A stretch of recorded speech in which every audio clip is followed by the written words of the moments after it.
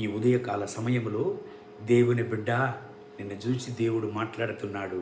భయపడకుము, నిన్ను రక్షించడానికి, నిన్ను కాపాడడానికి నేను నీతో కూడా ఉన్నానని. ఇర్మియా ప్రవక్త గ్రంథం 1వ అధ్యాయం 8వ వాక్యాన్ని చదివి ఈ రోజు కొరకు మనము ప్రార్థన చేద్దాం. వారికి భయపడకుము, నిన్ను విడిపించుటకు నేను నీకు తోడై ఉన్నాను. ఇదే యెహోవా వాక్కు.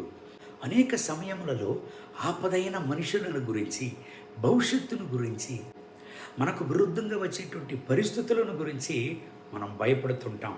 కానీ దేవుడు ఇక్కడ మాట్లాడుతున్నాడు చూడండి, నేను నీతో కూడా ఉండి నిన్ను విడిపించేదను అని దేవుడు అంటున్నాడు. ఈరోజు దేవుని బిడ్డ, మీరు ఏ పరిస్థితుల్లో మీరు ఉంటున్నారు, ఎటువంటి పరిస్థితులను మీరు ఎదుర్కొంటున్నారు, ఒక విషయాన్ని గుర్తించుకోండి. దేవుడు మీతో కూడా ఉన్నాడు. మీరు ఒంటరిగా లేదు.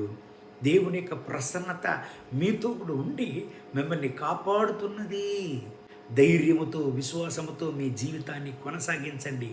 ఎందుకంటే దేవుడు మీతో కూడా ఉన్నప్పుడు, దేవుని ప్రసన్నత మీతో కూడా ఉన్నప్పుడు మీకు విరుద్ధంగా వచ్చేటువంటి యొక్క భయము, బలము లేకుండా పోతుంది. ఈ దేవుని వాగ్దానం ప్రకారం దేవుడు మిమ్మల్ని ఆశీర్వదించి ఈ రోజంతా నడుపునుగాక. కళ్ళు మూసి ప్రార్థన చేద్దామా.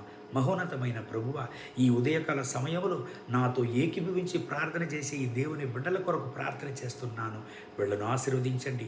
రక్తపు కోటలు వీళ్ళని దాచుకోండి. వీళ్ళకి విరోధంగా వచ్చేటువంటి ఆపద పరిస్థితులు, వీళ్ళకి విరోధంగా వచ్చేటువంటి ఉపద్రవమైన పరిస్థితులు యేసయ్య నామములు ఇప్పుడే బలం లేకుండా పోవునగాక. వీళ్ళను కాపాడండి, వీళ్ళను విడుదల చేయండి, వీళ్ళను రక్షించండి. మీ రక్తపు కోటలో వీళ్ళని దాచుకోండి నాయన.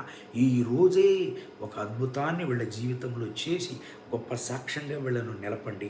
మహిమ ఘనత స్తుతి మీకే, యేసయ్య నామములో తండ్రి. ఆమేన్.